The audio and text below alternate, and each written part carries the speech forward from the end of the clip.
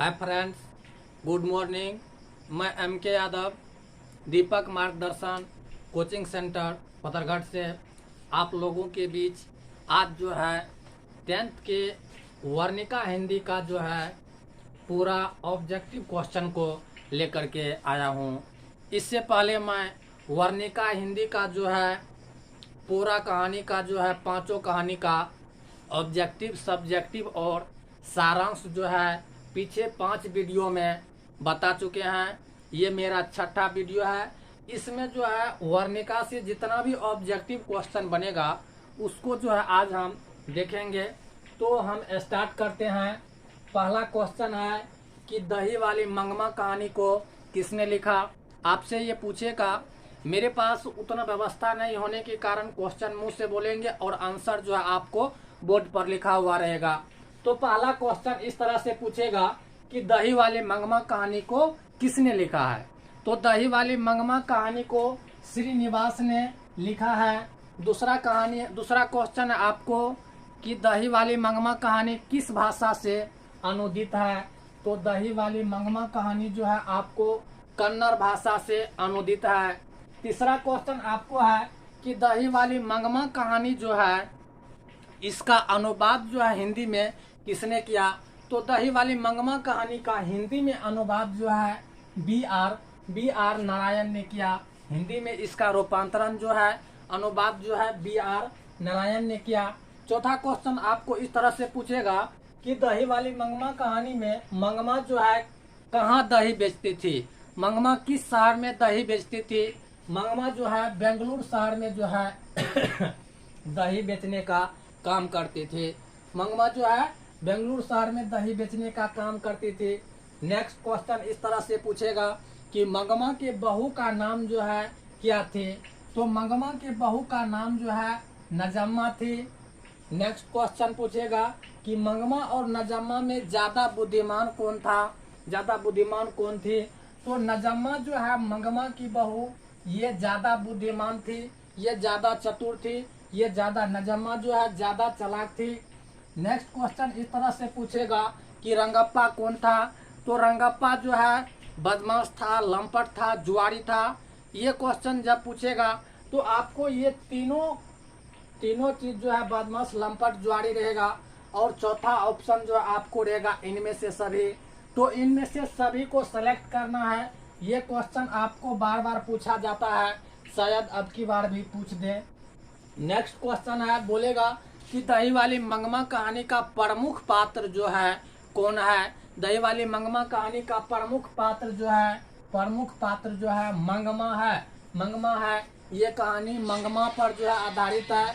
इस कहानी में मंगमा पर चर्चा किया गया है। नेक्स्ट क्वेश्चन है कि मंगमा और नजम्मा में जो है लड़ाई हो गया था, विवाद हो गया था। किसको लेकर जो है विवाद हुआ था। मंगमा और नजम्मा के बीच विवाद का कारण क्या था। तो इसका आंसर होगा मंगमा और नजम्मा के बीच जो है पोते को लेकर के विवाद हुआ था। पोते को लेकर के विवाद हुआ था। अब दूसरा चैप्टर की ओर चलते हैं।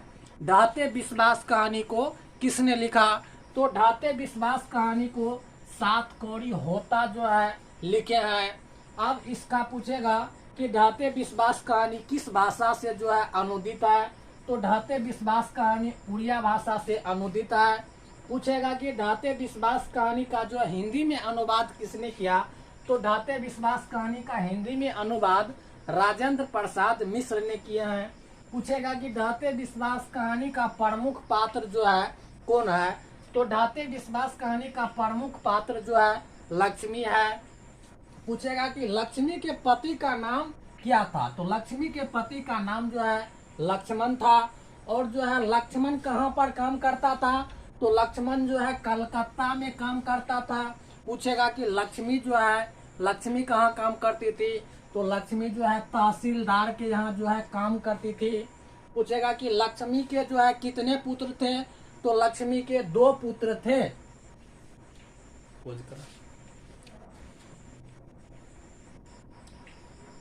तो आगे बढ़ते हैं दोस्तों। पूछेगा कि आपसे लक्ष्मी के बड़े पुत्र का नाम जो है क्या था। तो लक्ष्मी के बड़े पुत्र का नाम जो है अछूत था। और नेक्स्ट क्वेश्चन इस तरह से पूछेगा कि लक्ष्मी के छोटे पुत्र का नाम जो है क्या था। तो लक्ष्मी के छोटे पुत्र का नाम जो है गुणनिधि था। अगला क्वेश्चन इस तरह से पूछेगा कि लक्ष्मी का घर जो था कहाँ था, किस नदी के नीचे था, किस बांध के नीचे था। तो लक्ष्मी का घर जो है देलही बांध के नीचे था।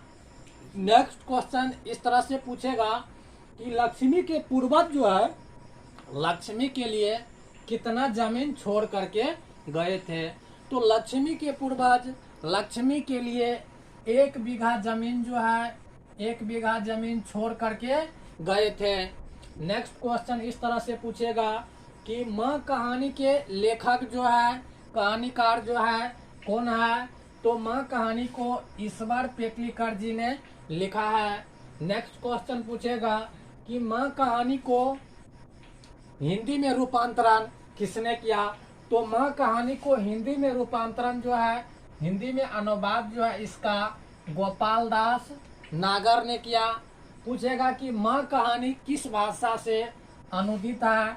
तो माँ कहानी जो है आपको गुजराती भाषा से अनुदित है, यानी कि ईश्वर पेटलीकर जो है गुजराती भाषा में लिखे थे इस कहानी को और इसको हिंदी में जो है गोपाल दास नागर ने लिखे हैं। अगला क्वेश्चन पूछेगा कि खून की सगाई जो है किसका प्रसिद्ध कहानी है। ये क्वेश्चन पूछने के योग्य है, पूछ सकता है। खून की सगाई किसका प्रसिद्ध कहानी है। 4 ऑप्शन रहेगा लेकिन जो है उसमें ईश्वर पेटलीकर जी को चूज करना है। खून की सगाई जो है ईश्वर पेटलीकर जी का प्रसिद्ध कहानी है ईश्वर पेटलीकर जी का। ध्यान से, खून की सगाई जो है ईश्वर पेटलीकर जी का प्रसिद्ध कहानी है। दोस्तों आप लोग जो है कॉपी कलम ले करके बैठे वीडियो के निकट। जब आप वीडियो देखते हैं इसको नोट करते जाना है, अच्छा से तैयारी होगा, अन्यथा आप भूल जाइएगा। जब तक वीडियो देखते हैं तभी तक, जब आप नोट बना लेते हैं तो वह ज़्यादा समय तक जो है चलेगा। इसीलिए कॉपी कलम को ले करके बैठे और एक एक चीज को नोट करते चले। हम आगे बढ़ते हैं। काला पानी जो है किसका लोकप्रिय उपन्यास है। ये क्वेश्चन आपसे पूछेगा कि काला पानी जो है किसका लोकप्रिय उपन्यास है। तो काला पानी जो है ईश्वर पेटलीकर जी का लोकप्रिय उपन्यास है। नेक्स्ट चैप्टर में चलते हैं। नेक्स्ट चैप्टर में नहीं, इसी चैप्टर में माँ को कितने संतान थे। तो माँ को 4 संतान थे जिसमें 2 पुत्र था और 2 पुत्री थे। बड़े 2 मतलब जो है पुत्र दोनों बड़ा था और जो है पुत्री दोनों छोटी थी। बड़े पुत्र दोनों जो था वह पढ़ लिख करके शादीशुदा करके शहर में रहते थे और पुत्री जो है बड़ी पुत्री का नाम कमू था और छोटी पुत्री का नाम मंगू था। तो नेक्स्ट क्वेश्चन है आपको, मंगू के बड़ी बहन का नाम क्या था। तो मंगू के बड़ी बहन का नाम कमू थी। यहाँ पर और क्वेश्चन है, मंगू के अलावा माँ को कितने संतान थे। तो मंगू के अलावा माँ को 3 संतान थे। मंगू को अलावा माँ को 3 संतान थे। क्वेश्चन अगला पूछेगा कि मंगू जो है जन्म से डैश थी। मंगू जन्म से क्या थी। ऑप्शन रहेगा आपको 4 ठो, उसमें किसी में पागल रहेगा, किसी में गूंगी रहेगा, किसी में पागल और गूंगी दोनों रहेगा, किसी में अंधी रहेगा। तो आपको जो है पागल और गूंगी वाला ऑप्शन जो है चूज करना है। मंगू जो है जन्मजात पागल और गूंगी थी। नेक्स्ट क्वेश्चन है, पूछेगा कि शहर के कन्या उच्च विद्यालय में कौन पढ़ती थी। तो शहर के कन्या उच्च विद्यालय में कुसुम पढ़ती थी। नेक्स्ट क्वेश्चन है, माँ के लिए कौन सा महीना जो है आराध्य देव का बन गया था। तो माँ के लिए अगहन का महीना जो है आराध्य देव बन गया था। आगे बढ़ते हैं। तो नगर कहानी को किसने लिखा। क्वेश्चन पूछेगा कि आपको नगर कहानी को किसने लिखा। तो नगर कहानी को सुजाता ने लिखा है। नगर कहानी को सुजाता ने लिखा है। सुजाता का वास्तविक नाम जो है एस रंगराजन है। सुजाता का वास्तविक नाम जो है एस रंगराजन है। ये ऊपर होना चाहिए, एक्चुअली ये नीचे है। ये नगर कहानी जो है ये किस भाषा से अनुदित है? क्वेश्चन आपको इस तरह से रहेगा। नगर कहानी जो है तमिल भाषा से अनुदित है। सुजाता जी का जन्म जो है कब हुआ था? तो सुजाता जी का जन्म जो है 3 मई 1935 ईस्वी को हुआ। सुजाता जी का जन्म जो है 3 मई 1935 ईस्वी को हुआ। इस नगर कहानी को जो है हिंदी में अनुवाद, हिंदी में इसका रूपांतरण जो है के ए जामुना जो है क्या है?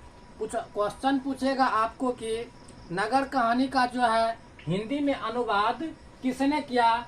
तो नगर कहानी का हिंदी में अनुवाद के ए जामुना ने किया है। नेक्स्ट क्वेश्चन की तरफ चलते हैं। क्वेश्चन पूछेगा कि आपको पपाती का उम्र कितना था? ऑप्शन रहेगा 8 वर्ष, 9 वर्ष, 10 वर्ष, 12 वर्ष। तो पपाती का उम्र जो है 12 वर्ष था। पपाती का उम्र जो है 12 वर्ष था। नेक्स्ट क्वेश्चन पूछेगा कि पपाती को कौन सा रोग था? आपको ऑप्शन में रहेगा, जैसे आपको घेंगा हो गया, बुखार हो गया, मेनिंजाइटिस हो गया, इस तरह से 2-4 ऑप्शन रहेगा। तो उसमें जो आपको पपाती को मेनिंजाइटिस, ये भी जो है माइंड से प्रॉब्लम बीमारी होता है। ये बीमारी जो है पपाती को मेनिंजाइटिस रोग थी। क्वेश्चन पूछेगा आपको अगला कि पपाती जो है किसकी पुत्री थी, किसकी बेटी थी? तो पपाती जो है बल्ली अमाल की पुत्री थी। अब जो है अगले चैप्टर की ओर बढ़ते हैं। अगला चैप्टर है धरती कब तक घूमेगी। क्वेश्चन पूछेगा इस चैप्टर से कि धरती कब तक घूमेगी कहानी को किसने लिखा? तो इस कहानी को सावर दैया ने लिखा है। इस कहानी का हिंदी में अनुवाद जो है स्वयं सावर दैया ने किया है, इसीलिए इस पॉइंट को छोड़ दिया है। अब जो है इस कहानी का प्रमुख पात्र जो है, इस कहानी का जो हीरो होता है, जो पात्र होता है, वह सीता है। यह कहानी जो है धरती कब तक घूमेगी, ये जो है सीता के इर्द गिर्द जो है घूमती है। सीता पर आधारित ये कहानी है। आगे बढ़ते हैं। सीता को जो है कितने पुत्र थे? सीता को 3 पुत्र थे। बड़े पुत्र का नाम कैलाश, मंझले पुत्र का नाम नारायण और जो है छोटे पुत्र का नाम बिज्जू था। बिज्जू दोस्तों, बिरजू नहीं, बिज्जू था। छोटे पुत्र का नाम जो है बिज्जू था। मंझले पुत्र का नाम जो है नारायण था और जो है बड़े पुत्र का नाम जो है कैलाश था। बड़े पुत्र का नाम कैलाश, मंझले पुत्र का नाम नारायण और जो है छोटे पुत्र का नाम बिज्जू था। और तीनों के पत्नी का नाम एक बार देख लेते हैं। कैलाश के पत्नी का नाम राधा और नारायण के पत्नी का नाम जो है भौरी था और जो है बिज्जू के पत्नी का नाम जो है पुष्पा थी। इस तरह से दोस्तों यहाँ से क्वेश्चन आ जाएगा। इसी सब चीज को जो है इधर लिखे हैं। कैलाश के पत्नी का नाम जो है राधा थी। सीता के मंझले पुत्र का नाम नारायण था और जो है नारायण के पत्नी का नाम भौरी थी। सीता के छोटे पुत्र का नाम बिज्जू था और जो है बिज्जू के पत्नी का नाम पुष्पा थी। सीता जो है अपने घर में कैसा महसूस करती थी? ऑप्शन देगा आपको, मतलब जो है खुशी महसूस करती थी। 4 ऑप्शन रहेगा तो उसमें आप जो है ये घुटन महसूस करती थी। सीता जो है अपने घर में घुटन महसूस करती थी। ये ऑब्जेक्टिव हुआ। अगला क्वेश्चन और हो सकता है कि सीता जो है अपने घर से क्यों निकल पड़ी? सीता जो है तब तक अपने घर में रह रही थी जब तक कि उसके पुत्रों ने उसे 1-1 महीना के पाली पर रखा था। जब उसे 50-50 रुपया महीने देने की बात की तब जो है सीता अपने घर से निकल जाती है। दोस्तों इस तरह से ये वर्णिका जो है इसका ऑब्जेक्टिव सब्जेक्टिव सब जो है समाप्त हो चुका है। आप इस वीडियो को देख सकते हैं। वीडियो को देखिए, अच्छा लगता है तो वीडियो को लाइक कीजिए, सब्सक्राइब कीजिए और जो है चैनल को जो है शेयर कीजिए। दोस्तों, आप यदि लाइक करते हैं तो हम मोटिवेट होते हैं, हम समझते हैं कि हमारा मेहनत जो है सफल होता है। धन्यवाद।